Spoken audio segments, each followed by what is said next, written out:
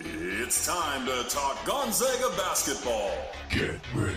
It's the Spokesman-Review Zags Insiders Podcast. Here we go. Here's Jim Meehan and Richard Fox. Good Monday morning. Welcome back to the Zags Basketball Insiders Podcast. Jim Meehan, semi-retired with the Spokesman-Review, still cover the Zags, and Richard Fox on the screen as well. He is the TV analyst for Gonzaga basketball games, SWX and KHQ. Foxy, good week for the Zags. They go 2-0. They win over Kentucky by 35-ish?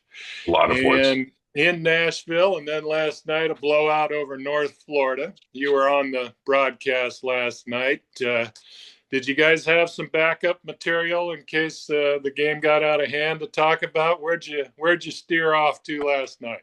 We were all over the place, Jim. Yeah, I just, for our listeners here and viewers, I suppose, just understand that is a real challenge. Okay, when the game is that out of hand, you just it can go in a lot of different directions. Greg's great at moving the conversation along to different spots, and sometimes I can't anticipate where that's going to go, and I do my best. But that was brutal, man. It's a hard one to call. So, yeah. But obviously, I mean, we'll get into it. But I'm just impressed with the approach that they had last night. So yeah, likewise, hard ones to write. In my opinion, much easier to write the ranked games and the must-see games. So, all right, well, let's get kind of the lay of the land for the Zags after beating Kentucky and North Florida, where they stand on all the metrics and the rankings real quick. They now are number 4 in the net rankings, now 2-1 in quad 1 because Kentucky counts. That's a neutral site game in Nashville, a couple hours from the Kentucky's campus. Kentucky, though, dropped to 31 in the net. And if you watched that game and saw how they played, they're really struggling. They've got 3 injured starters out of the lineup. Yeah. And so to qualify as quad 1 on a neutral has to be top 50. So Kentucky's, I think they can stay there if they get healthy and start winning some games, especially in the SEC. But that's something to keep an eye out on. And then Gonzaga plays UCLA on Saturday night in Seattle. Guess where the Bruins are in the net? 31. I have no idea. 32. 50. They're right on the border. So, and that's also a neutral site game, being away from Gonzaga's campus that far. So, another team that needs to stay in the top 50 for that to count as a quad 1. As far as the other metrics out there, we've got the Zags were second in the bracket matrix. It's kind of an accumulation of a ton of different metrics people put out there, or brackets people put out there. And so they're the second seed on there. I think they're also the second seed in Joe Lunardi's latest brackets. In KenPom, Zags are 3rd overall. I believe they're 7th offensively, 4th defensively. That's a very good combination to have both sides working in the top 8 in the country. If you look at the past winners, national championship winners, I think there's some qualifier in there that you have to be in the top 20 of both, and not a ton of teams can get there. That's where the Zags are at this moment. So AP poll is not out. I would figure the Zags would crack the top 10. I think they're 11th coming in this week. Arizona's got a shot to be number 1. Tommy Lloyd's crew, they are impressive, taking apart very good teams, beat Auburn bad the other night. So my vote would go for Michigan right now after seeing what I saw down in Vegas. That's an impressive outfit. They play Maryland this week, and if you go by comparative scores, they should be favored by, 70? Zags beat Maryland by 30 or something, and right, I know. Michigan beat the Zags by 40. Michigan's won their last 4 games by 151 points, man. Yeah, they're a freight train right now. Very good team. That's a big point differential. That's something you see in like youth basketball. Yeah, yeah, that's impressive to be playing that well that early with so many Mm-hmm. transfers. Mm-hmm. Purdue, Duke, Michigan, and Arizona seem to be the consensus picks as 1 seeds. UCLA is a 10 seed in the bracket I looked at, bracket matrix, and then St. Mary's is an 8. The Gales are having a pretty good non-conference so far. So there you are on all those. Foxy, I'll put you in charge of finding the AP poll if it comes out here I can do it. shortly, but we'll see. I think the Zags crack the top 10 finally. Let's go back through the week, and we'll talk about Kentucky quite a bit, North Florida a little bit, but I think the question going into that game was who gets off the canvas after getting knocked around the game before. For Gonzaga, that was the Michigan loss. I mean, that was a beatdown. No way around it in Las Vegas on both sides of the ball. For Kentucky, it was could they rise up and beat a quality opponent? They had not done it this year. They lost to Louisville, their rival, trailed by maybe 20 or 18 in that game. Excuse me, at one point. Lost to Michigan State. Didn't seem like they were ever in that game. I think they lost by 17. And then lost to North Carolina leading into the GU game by 3 on their home floor. So who would respond? It wasn't Kentucky. It was Gonzaga. Kentucky kept missing shots. They couldn't deal with EK and Huff down low. Zags looked like the pre-Michigan Zags that we saw in those first 7 wins of the year. Defense sharp, lane domination, depth, showed out again. Foxy, what'd you see watching the Wildcats and Gonzaga?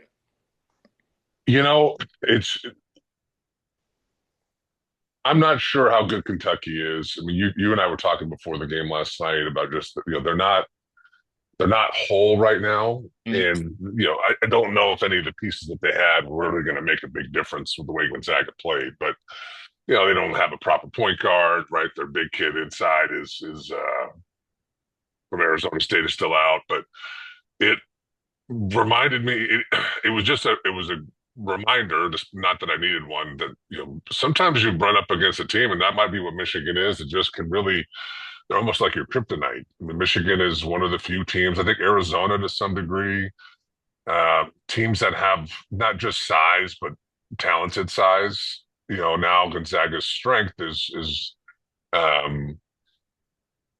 not neutralized by any stretch, but it's certainly not the same as it's going to be against like a Kentucky, right? And then the 3-point shooting becomes more of a question, which has improved. But I mean, we could talk about that for GU.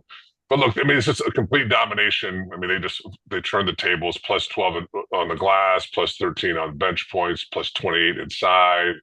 Doubled up Kentucky, I believe, on the assist column, 24 assists on 36 made field goals. They knocked down the 3-point shot, 9 of 18, just at a different level, a different class. And I think early in the season, you're seeing, and I think Gonzaga's in this group, it's the top 8 to 12, whoever you want to put on the back end of that.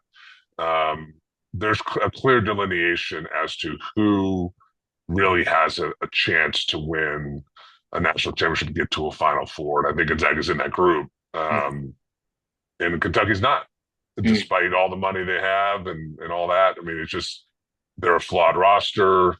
They just don't have the firepower. And they don't have anybody inside that's going to bother Graham or Huff. And you saw that. I mean, those kids combined for 48 points. Yeah. 20 of 29 from the field. Huff was a 9 of 11, just an incredible efficiency. Graham 11 of 18. Graham with 10 rebounds, 5 of those offensive. Combined, they had 7 offensive rebounds, also 6 assists. They become solid playmakers when they get doubled, or they're continually finding themselves playing between each other, big to big. It was impressive. And I told you early in the year, we'd be watching this point guard spot, and it's not the same guy every night, right? Sometimes it's Mario, sometimes it's Mhm. Smith. Smith was more effective against the Wildcats, at least when you look at the box score. But combined, you're getting 17 points, good shooting, 3 of 6 from three, 9 rebounds, 8 assists, just 3 turnovers. Both those good kids, Mario and Smith, do a really nice job on the glass from that point guard spot. Yeah. Um, I think if you play that game 10 times, I think Gonzaga wins no less than 8 of them. Yeah. There's a different level, different class than Kentucky. Yeah. Until the Wildcats get healthy, and I'm not sure that's gonna totally reverse their course, but Gonzaga was just it's a good matchup for Gonzaga. Let's put it that way. And their Yeah. defense was back. I mean, I said Kentucky kept missing shots. They did. And they had some open three looks, but Gonzaga's defense was back on point. Rotations were better. There weren't people wide open. The drivers, Oweh can really drive to the rim, and Aberdeen is pretty good driving to the rim. And the Zags did a very good job on those as well. Kept them off the offensive glass for the most part. Had guys shooting threes that aren't necessarily the guys the Wildcats wanted shooting threes. So give credit where credit is due. Gonzaga's defense was good. And I wrote this. I'm not sure I've ever written this about anybody's offense. Kentucky's offense was inept in the first half. They were just directionless. You couldn't tell what they were trying to do. You couldn't see the plan or the organization of what they were running in plays. And you just don't see that with the Mark Pope coach team. At BYU, very entertaining offenses, very skilled three-point shooting teams. Even Kentucky, his first year last year, the Zags played them, and they're fun to watch last year. I mean, they had shooters, had good inside presence. The way they play up tempo, they run good stuff. Like UConn runs good stuff, complex stuff. Pope runs a very nice offense, but there was nothing happening the other night. You attribute that. How do you break that? Is that Kentucky was inept? I heard somebody write that. Or was it Gonzaga's defense was back to kind of doing what they'd done all through up to Michigan? I think it's more so, I think Gonzaga's defense kind of got back to where they were before that Michigan game. Michigan's really good, and I think had Gonzaga played a top end defensive game, but I'm not saying that game is going to be, they're going to win that game. But certainly we talked about it last week. A lot of breakdowns, open shots given up against the Wolverines. You just didn't see any of that against Kentucky. And look, that's the one thing I don't think we can appreciate here at Gonzaga in Spokane. The microscope, the scrutiny, the pressure at a place like Kentucky is different. Yeah. And that looked to me like a group all the way from the head coach down. It didn't take very much for them to start the self-doubt to come in, the competitive spirit to get worn down. And they just have not come out of the gates. I think they were top 10 to start the year. I mean, they've just stumbled out of the gate to start this year, and that pressure at that program is so different. It didn't, it just took a nudge, I think, from GU for the lot of. I mean, I'm not going to say Kentucky folded, but they didn't have. They didn't play like a team that had any belief that they could win that game. So I think I take that into account to some degree. But again, Gonzaga is just a much better team than Kentucky is this year. They don't have the same level of skill inside. They don't have a point guard. They're a flawed roster, and part of that is injury, certainly. But I just don't think that they had a lot of fight in them. If they didn't come out and it wasn't a good start for Kentucky. Yeah, I don't think they would have win that game, even if Gonzaga just played an average game. That's a team, and I don't know if it's crisis, but certainly that doesn't appear to be a Kentucky team that's on solid footing. And Gonzaga took a real advantage of that, or maybe just benefited from that. Yeah, $22 million just doesn't get you what it used to. Apparently. And that's the much ballyhooed number that's out there, been reported actually by a guy I know pretty well, Ben Roberts at the Lexington paper down there, does a terrific job. Man, it kind of underscores one thing. Mark Few, he doesn't have 22 million to spend on his roster, and I'm guessing he doesn't have half that. But to have his teams almost yearly come out, and even in this day and age of the transfer portal and in this money era for college players, they come out pretty well connected this year, especially, but a lot of years with new transfers in, guys who'd played elsewhere. They might be veteran guys, they might be second year guys, like Emmanuel Inocente was a transfer that came in as a sophomore. But they find a way to connect them pretty quickly. And you see other schools, that happened at Michigan this year. You could see how quickly it came together. But other teams, Kentucky being one of them, Oklahoma spends a lot of money on basketball, and the Zags saw them. You could kind of see that. That was real early, second game of the year, I think. And they've kind of come a little bit, in the right direction here. So some of these teams are going to take 2-3 months to figure it out and get their bearings and get everybody on the same page. But it just kind of underscores just what Mark Few and his staff's able to do almost on an annual basis. They usually come out firing pretty good, and that can't be easy in this day and age to see that. So tip of the cap there. But let's talk real quick about the starting lineup. Zags switched it up going into Kentucky.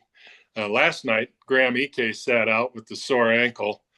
That happened in Vegas, by the way. Foxy, you were on it. You asked me about it in our show after the Vegas tournament. Was there anything about Graham's ankle? Well, it happened before the Michigan game, which obviously now with the retrovision on, you can see that it obviously probably played a huge role. Worst game he's probably had in his career, 0 for 9. We all know that. At one point, well, he's playing with some ankle issues. So they got him right, as Mark Few said, got him right during the week that they had 9 days, I believe, before they played again at Kentucky. Goes for 28, matches his career high, and very impressive.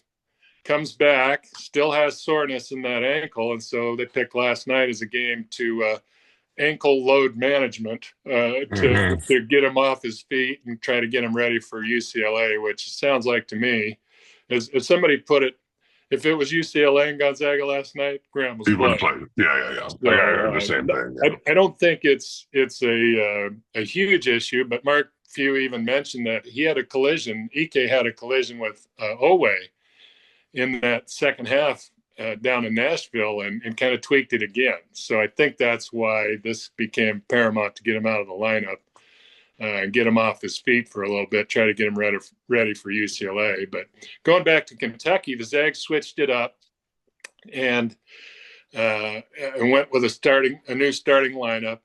Adam Miller out, Emmanuel Inocente in, Tyon Grant Foster out, Steele Venters in.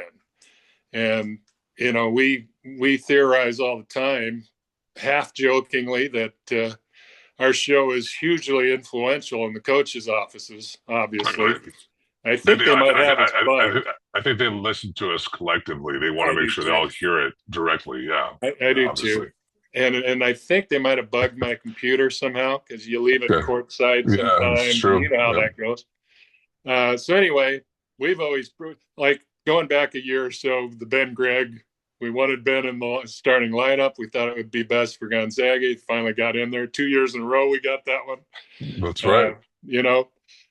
So obviously they're listening. And then I think you have been a proponent of this as well. The Zags, I think, clearly put their best shooting lineup out there.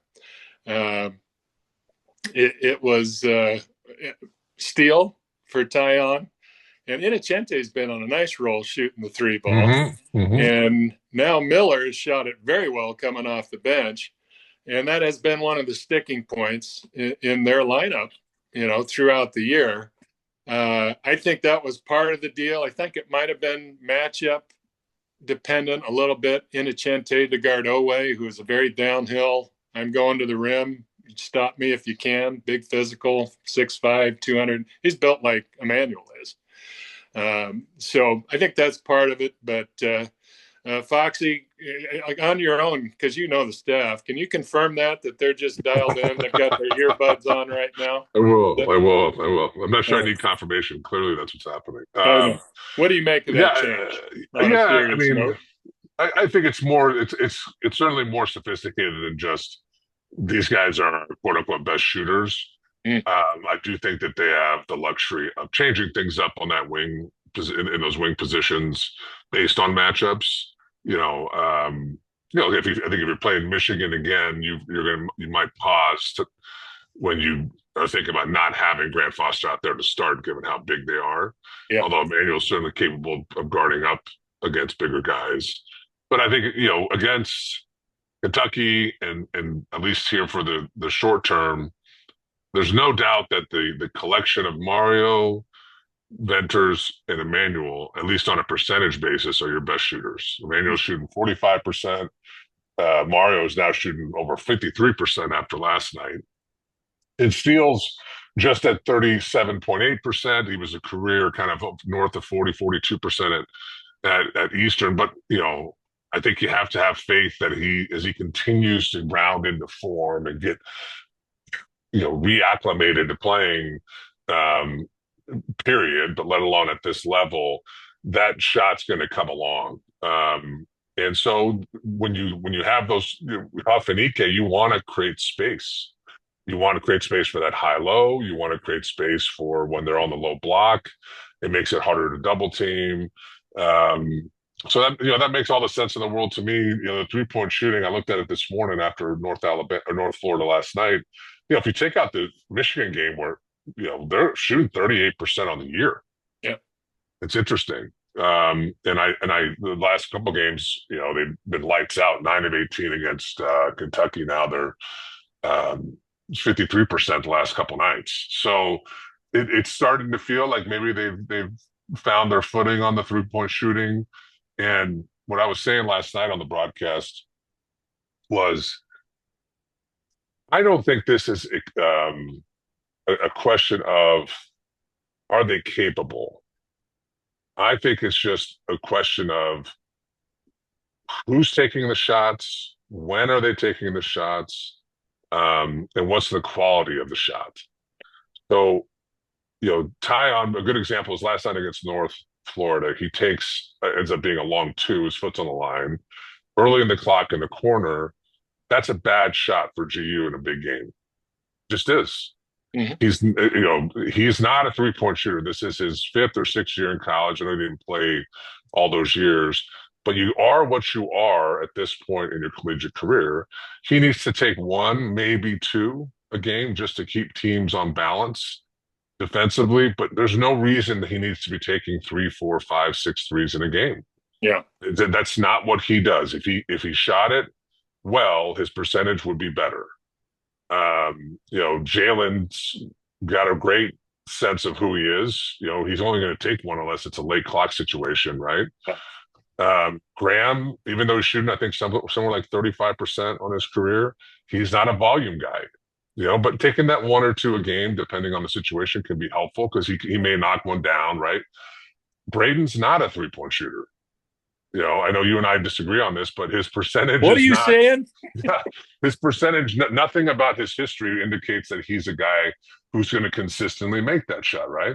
The eye test, Foxy. He's got a good shot. All right. The Miller, Venters, Mario, Emmanuel, those are the guys you want taking the threes, right? So that's the who.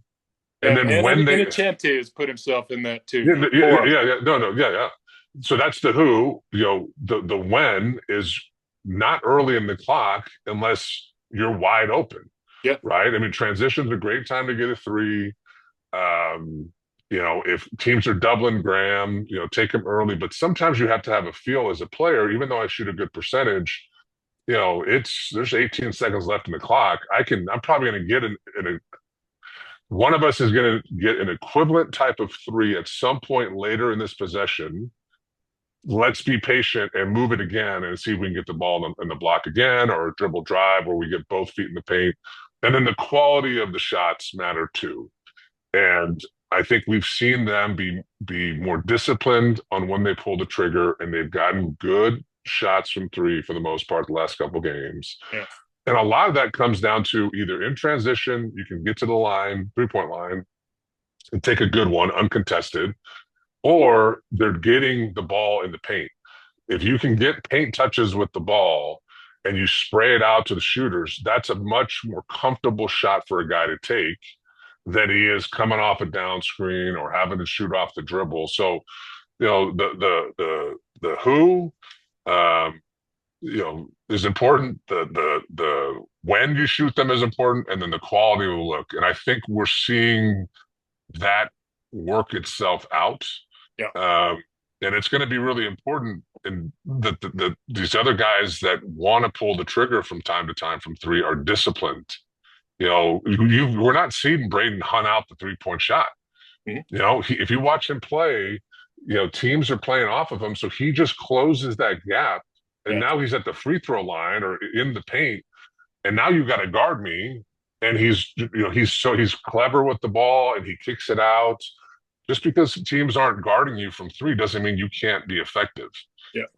That's a different proposition at the next level. If you can't shoot from the 3-point line, that creates a lot of issues. But you can get around that, I think, at this level. And from my eye test tells me that they're starting to figure that bit of it out. Yeah, I asked Mark Few about it last night after the game, and he kind of mentioned something interesting that early in the season he thought they weren't shot ready as much, which hands and feet set for when the pass is coming, and that's kind of changed because back then it was we're getting the ball to the bigs. We're feeding the bigs, and you could tell they were predetermined to do that. And so that, and partially, I think, was why they weren't shot ready all the time. And he mentioned Mario and specifically with that how that's changed now that they're kind of more comfortable in the offense. They're not, their feet are and they're shot ready and it helps when you feed a big and the big is the one throwing it out to you, because generally it's a direct pass, so you're literally like right in the hole. Everything is set. It's not you're catching it from the side. It's not you're coming around a screen, and you've got to get your puppies organized, as Bill Rafferty would say. So something to chew on. That's kind of become more of a comfort level, and all those guys appear more comfortable shooting it. Steele shot looks very good right now. When they go down, it doesn't touch the sides very often. Miller's shooting it better. Chante's been in a very good role, and Mario is, I'm sure he was a decent shooter over there. I feel like he is really dialed in right now from three. So let's go on to North Florida real quick. Zags took care of business, as you might expect. They started Worley, first start for him in place of Graham, who was on the sidelines, and played Ismaila Diane a ton. I think he played a career high 22 minutes or something. He was exhausted, by the way. He was. That last stretch, he was out of gas, and there was no sub waiting for him. But, he was so tired. That kid was so tired. So good. Worley gets the start first time at Gonzaga, but he started nearly 60 games, I think, at Florida State. So he kind of did what he does. He rebounds and guards and throws in 6 points and a couple of assists. Good to get guys playing time. That was the kind of game you would have thought. About the only thing, and it isn't a criticism at all, they won by 50-something, is they lost track of 3-point shooters. I thought quite a bit. I don't know. It seemed like they were – that was a team that team is so dedicated to the three. That's the thing. I mean, they shoot over 50% of their shots from three. That number's going to go up against Gonzaga because they don't have the ability to force Gonzaga to guard them on the low block. And Yeah, I mean that's kind of the program, right? I mean, we're going to shoot so many that we're going to invariably get some Yeah. because you're constantly having to, and they do a good job of trying to drive and kick, and they Yeah. make quick decisions. Um, but a lot of those threes were 7, 8 feet behind the 3-point line, Yeah. right? I mean, I noticed the It's same thing, but nitpicking. I I know. didn't, I Yeah. didn't take anything away from that. Yeah. Well, I think one of the best things about some of these games where you kind of figure the Zags are going to win by a million is seeing Davis Fogel. I mean, he goes in there and plays with his hair on fire, and he is going to the rim at every opportunity. And I asked Mark last night, is he like that in practice too? I mean, just every play he is 100% committed to getting to that rim. I think he had 3 dunks, a couple of like a transition layup. I hit a 3. I get a kick out of that kid. His mindset and his aggressiveness that could rub off on other guys. I would think would be beneficial if they picked up on that. Just the way he plays. I get a kick out of watching him when he comes in the games. What do you think, Foxy? Yeah, it reminds me of when Rui was a freshman, and he would get to come in late in games. I mean, I think that's the team that lost to Carolina, and everybody would always ask me about Rui. Like, why isn't he playing? He's so athletic, blah blah blah. And then you had to wait a little bit, and then all of a sudden he's a lottery pick. Because that feels like that's all people ask me about is Vogel. Look, he is clearly interesting. Clearly has the look of a guy who could be really, really good. I mean, he has a NBA size now as far as his height and length. And he appears like he's got the body type to fill out. So I think he's going to get stronger. You love his mentality. He's not afraid. He is uber aggressive on both ends. I mean, almost on the bordering on like reckless. He Greg Heiser said this a couple times. He reminds you a little bit about like Adam Morrison's mentality, which Adam was very intense, uber competitive kid. Adam was more certainly very, very skilled as a scorer and refined. And I'm not putting that on Vogel because Adam's the best scorer they ever had. And even as a freshman, Adam came in and he was a bit of a gunner, but I mean, he played within our system and he just was a handful. But Davis has a little bit of that in him or maybe a lot of it, where he's very singularly focused on this is what I want to do.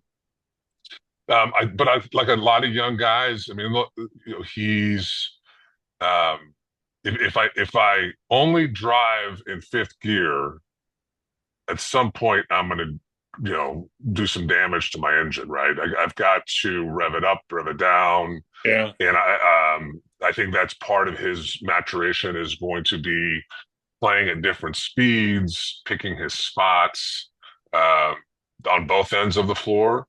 And right now, when he comes in, he's so eager to score that he makes a lot of his decisions are delayed as far as passing or when to cut. And that's not even a criticism. That's like what you'd expect from a young guy, right? So what I tell people is, let's have this conversation. Both of us acknowledging that Mark Few knows a little bit more about the game than we do. Yeah, because he listens to the show. Yeah. Right, clearly, yeah, exactly. But if Davis Vogel was ready to play at this level, he'd be playing. Yeah. Mark doesn't care, what year you are, where you came from, or quite frankly, how much money he's had to pay you to be here. He wants to win these games. And if Davis could be helping them in a more material way, he'd be on the floor. But what these games provide him is a real opportunity to try to take what I'm sure he's working on, away from the public eye and see how can he apply it to what he's doing in these moments. Because there may be a moment in time where he has to play, injuries, foul trouble, whatever the case might be, or one of these older guys just gets in a real rut.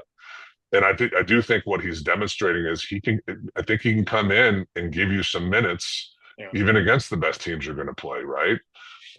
So yeah, I'm very interested to see where he's at in 12 months. I mean, if he can be patient and not get discouraged about not playing as much as I'm sure he would like to be playing, um, he's going to have a real opportunity next year here to be a very impactful player. And I mean, clearly he's got a lot of those tools in him. Oh, his day is coming. It's you can see it in his game. And Mark mentioned that he needs to a little bit like with Mario, that the finer points of the offensive game, the reading of screens, the reading of the defense, making the right plays. Those are things that the young guys especially have to learn. He's no different. But the difference is, and I can appreciate that comment from Mark. The difference is Mario's, if let's apply this to college, right? Davis is taking philosophy 101. Mario already came in with 101 and 102 under his belt. Now he's taking 303. Yeah. You know what I mean? Like the level that Mario played at it's the equivalent of, you can't compare where Davis came from. It would be like saying the YMCA men's team could go play against Gonzaga.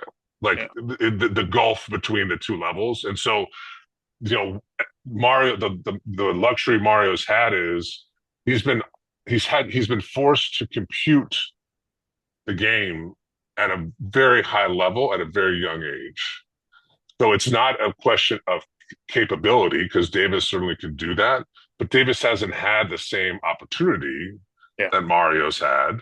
And so he's just, to Mark's point, he's just further down the curve, but that's gonna just get accelerated throughout the course of this year.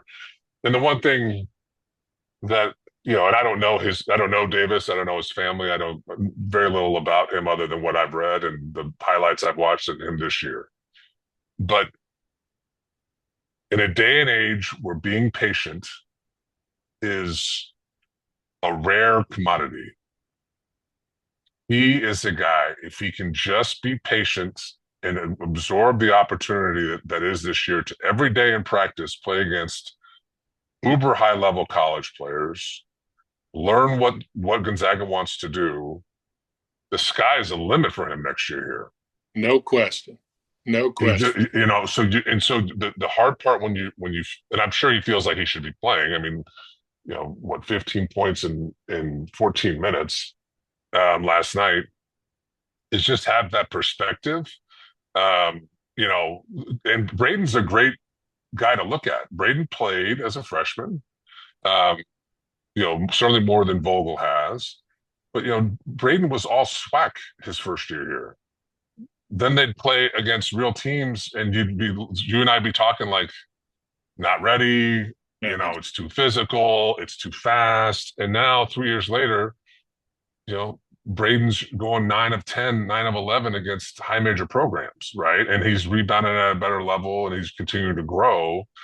This stuff doesn't happen overnight. So, take the opportunity you have in front of you, which is right now, you're going to get these minutes against these, not very good Division I teams, and you can apply what you're learning.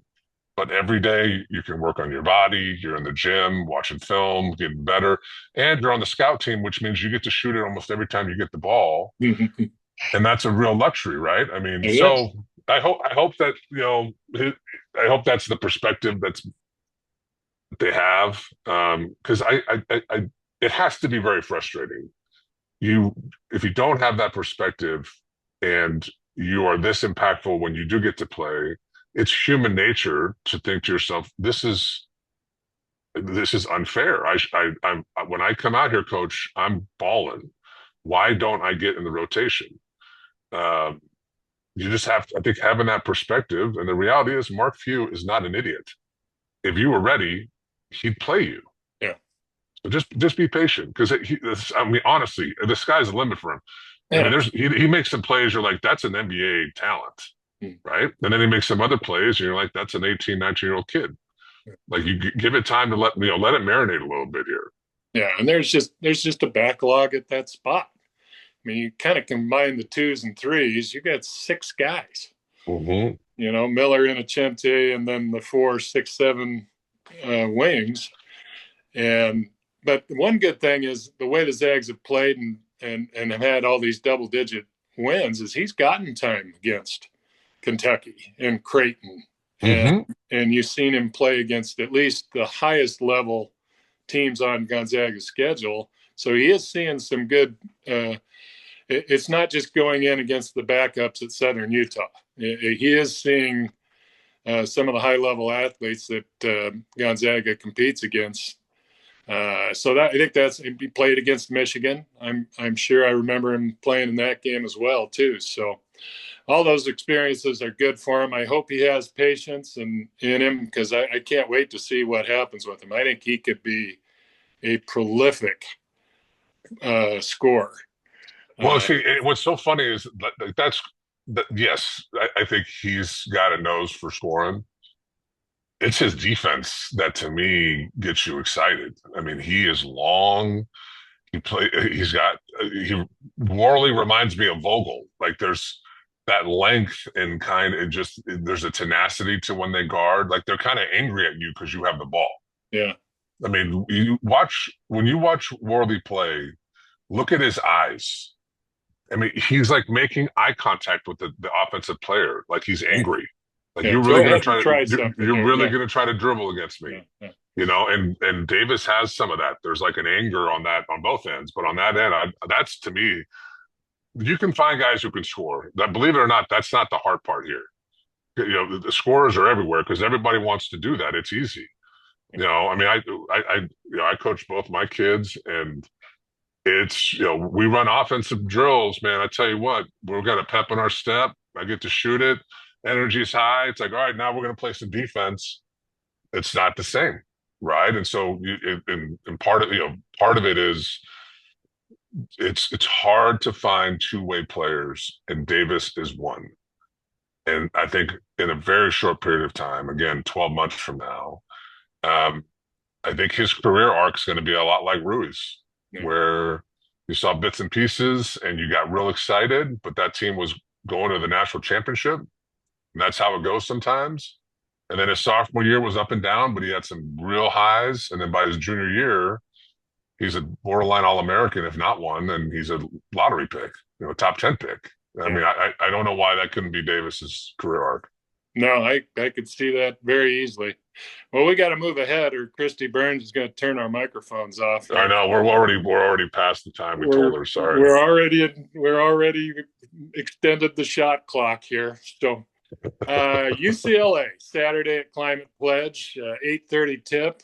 You won't be seeing that in the newspaper come Sunday morning. Interesting game, always is with the Bruins. They've had some classics, they've had some grinders, they've had the overtime game in the Final Four.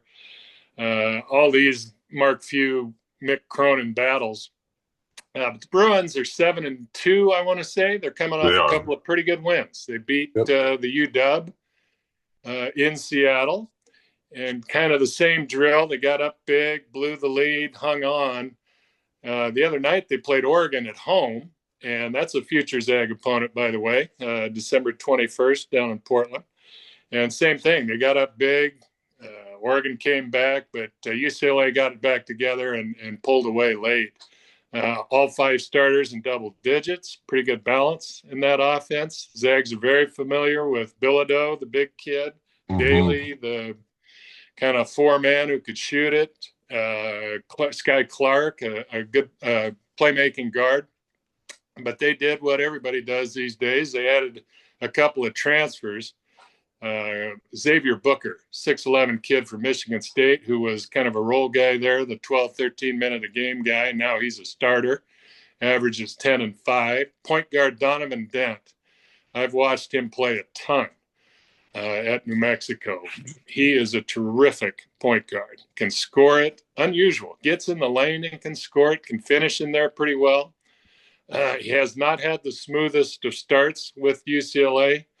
But he's he's very effective scorer and assist man. Game hasn't quite settled in yet. I don't know. Maybe that's what I talked about earlier, that mixing and matching and figuring out, what works with this guy and what works with this play, all these things. You've got to kind of find the path before you gel as a team. He had 21-9 against Eastern Washington in the season opener, but he's shooting just 36% from the field. 1 of 13 on threes, so that is not his game. Assists to turnovers are very good, but he's going to be a handful. And I think UCLA's they're on their way up. I think they're trending in the right direction. I think this is going to be a heck of a matchup on Saturday night. How do you size this one up? It just doesn't happen very often. I think Gonzaga rolls them. Now, you were right last week with Kentucky. You said the same thing. Well, and look, Cronin he's not everyone's cup of tea. It's certainly not my favorite cup of tea. But he gets his guys ready. They play really hard. Yeah. This is a solid defensive team, ranked 23rd in the country in scoring defense. Part of that is they want to play slow. Or certainly not as fast as GU. So I think if UCLA can find a way to control the tempo of the game, instead of this game, Gonzaga getting to 95, this game is being played in the 70s, which I have a difficult time believing will happen. But if they have a way of doing that, then I do think this could be a competitive game. But outside of that scoring defensive number, I mean, their teams are shooting 41% against them from the field, 31% against them from three. It's early in the year. Those are good numbers, but they don't really turn people over less than 14 times a game. They're just +3 on the glass, but they're not beating people up, on the backboard. They shoot it well from three collectively, 37%, but they just make 7 of them a game. Yeah. So they're not taking a ton. If you look at Gonzaga, I go to the NCAA website just because I know it's always consistent. Gonzaga's top 20 in scoring offense, scoring margin, field goal percentage, defensive field goal percentage, defensive 3-point percentage, rebound margin, assist to turnover ratio. Like these programs right now are operating on different planets. Yeah. So I just think it's a bad matchup for UCLA. Bilodeau struggled last year, even though UCLA won that game, but struggled against Gonzaga, I think 2 of 10. But what they are is they're older. Certainly a lot of guys with a lot of experience. Guy Clark, almost half his shots come from three. He's shooting really well from the 3-point line, 51%. I don't know what's going on with Dent. I mean, yeah, he's 1 of 13 on the year, but the last 2 years in New Mexico, he shot almost 40% from three on decent volume. He is a great player. Yeah, I know. I mean, I want to say if he didn't end up there, I mean, he was one of the top 5 transfers, right? When you look at the ESPN ranks them. But what they are doing is they're playing better. I think you're right that they have found some solid footing. I mean, you look at all these guys' numbers in the last couple of games. Bilodeau 14-8 against Oregon, 21-5, 14 points, 8 rebounds. Guy Clark 13 points, a couple steals against Oregon, 25 against UW, 6 of 7 from three. Dent has been solid, 13 against Oregon, 17 against UW. So it does feel like they figured it out a little bit, but they don't have the depth GU has. Booker will get, he's a good shot blocker. But I just don't see, I just think it's a bad matchup. You look at Gonzaga's, the combination of Ike and Huff, and then you go with one of them on the floor and you just the wing size and the speed. I don't know, man. My gut tells me that unless UCLA can ugly it up, slow it down, which I just think is really hard to do against GU. I don't know if this will be that good of a game. Yeah, and I think the Zags, especially Ike, Huff, the guys who were there last year will remember that they kind of had they had the upper hand in the game last year at Intuit Dome. And by all right, Emmanuel, who played quite a bit in that game, hit a big 3, I think, in that game. The Zags were in position to win that thing and got beat at the end. kind of in that string of games where they played good competition, played it close, couldn't pull out those tight games. That was one they probably kicked themselves over. So I think they will be fully motivated. And the other thing is, they don't have many more opportunities. This one in Oregon, right now is, it's probably quad 3. They've got talent, but they're just not playing great yet. So yeah, I think there is going to be a lot of motivation, especially for the guys who went through it last year, and then kind of they're on this mission to that number 1 seed in the West. And this is just me throwing it out there. I'm not a bracketologist, and I don't even really pay attention until conference play starts. At least take it more seriously then. But in the West, Arizona, Gonzaga, Arizona. If they stay on this course that they're on, both these teams, then it's going to be 1 seed, 2 seed.